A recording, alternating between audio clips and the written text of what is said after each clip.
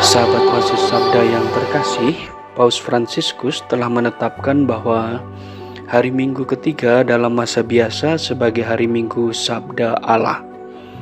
Ketetapan itu dituangkan dalam Aperuit Ilis Surat Apostolik dalam bentuk motu proprio pada tanggal 30 September tahun 2019. Surat Apostolik ini dibukanya dengan membeberkan kutipan pernyataan biblis. Lalu ia membuka pikiran mereka sehingga mereka mengerti kitab suci yang diambilnya dari Injil Lukas bab 24 ayat 45.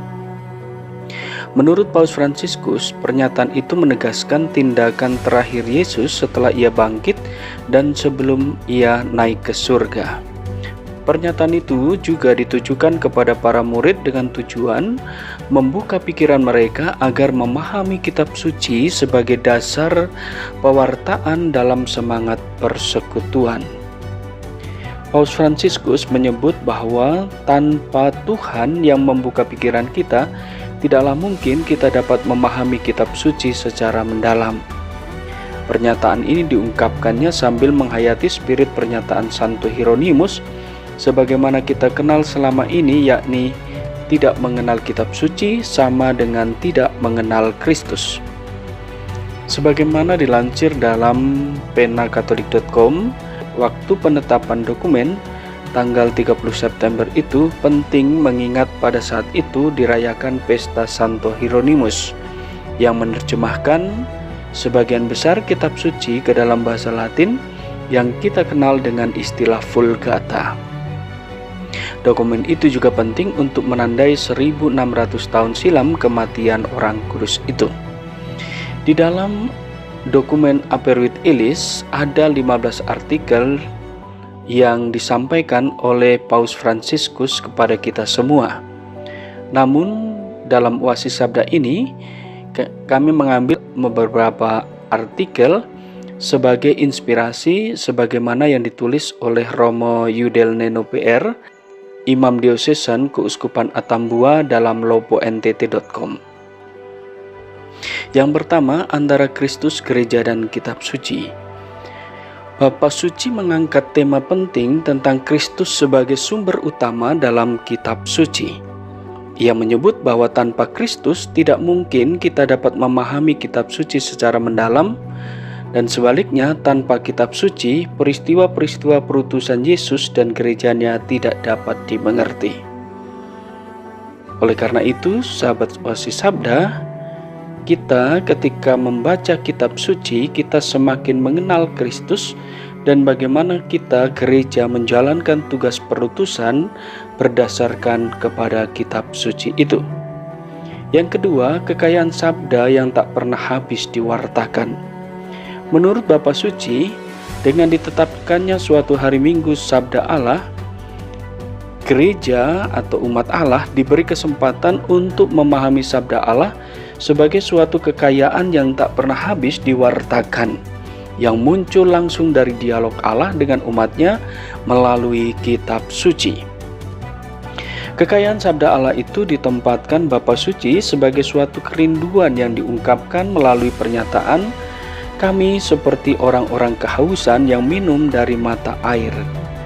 Dengan menekankan aspek kontemplasi terhadap Sabda Allah, Paus Fransiskus mengajak umat Kristiani menempatkan kontemplasi sebagai suatu nilai penting untuk menemukan beragam keindahan dan kekayaan yang tersembunyi dan terkandung di dalam Sabda Allah. Dan yang ketiga, homili adalah kesempatan untuk menangkap keindahan Sabda Allah. Untuk menyatakan keindahan Sabda Allah di tengah umat, Bapa Suci meminta para gembala agar dalam homilinya benar-benar menjelaskan kitab suci dan membantu semua yang mendengar untuk memahaminya. Bapa Suci menekankan sifat kuasi sakramental dari homili yang dengannya umat diantar secara mendalam untuk memahami isi kitab suci dengan bahasa yang sederhana dan selaras dengan pendengaran. Karena menurut Bapak Paus, dalam kesederhanaan dan keselarasan, keindahan sabda Allah dapat ditampakkan dengan daya dorong untuk melakukan kebaikan. Karena itu, tambah paus, homili yang diberikan pun perlu disiapkan dalam waktu yang cukup, tanpa terburu-buru demi menunjukkan hubungannya dengan keseharian hidup para pendengar sabda Allah. Bapak Paus juga menghimbau agar dalam membawakan homili hendaknya jangan panjang dan berlebihan, apalagi dengan topik yang tidak berkaitan. Sebaliknya, Paus menganjurkan agar homili dibicarakan dengan hati demi menyentuh hati para pendengar dalam rangka mengungkapkan hal-hal pokok yang menghasilkan buah yang nyata bagi kehidupan setiap hari. Itu terjadi hanya dalam doa, supaya ciri khas homili tampak sebagai firman Allah dan bukan sebagai perkataan manusia. Yang keempat, iman timbul dari pendengaran sabda Kristus dalam kitab suci. Alkitab merupakan tulisan suci yang berbicara tentang Kristus. Seluruh kitab suci berbicara tentang Dia, dan menurut Paus Fransiskus, lepas dari kitab suci, wafat dan kebangkitannya tidak bisa dipahami. Karyanya, kesaksiannya, wafatnya, dan kebangkitannya tercatat dalam kitab suci. Karena itu, sikap percaya kepada Kristus bukanlah bagian dari mitos, tetapi merupakan sejarah dan inti iman. Sebagai inti iman, umat beriman mendapat kekuatan rohani jika mendengarkan dengan penuh perhatian sabda Kristus dalam kitab suci. Inilah yang disebut dengan istilah iman timbul dari pendengaran, fides ex auditu. Pada akhirnya, Paus Fransiskus menulis, hari Minggu Sabda Allah dapat membantu umat Allah tumbuh dalam keakraban yang saleh dan tekun dengan kitab suci. Sebagaimana diajarkan oleh pengarang suci pada zaman dahulu, firman ini sangat dekat padamu, yakni di dalam mulutmu dan di dalam hatimu untuk dilakukan. Ulangan 30 ayat 14. Sahabat Oasis Sabda, marilah kita menghayati hari Minggu ketiga masa biasa ini sebagai hari Minggu Sabda Allah. Kita semakin dekat dengan kitab suci, kita membuka kitab suci, membaca, merenungkan, dan menghayatinya.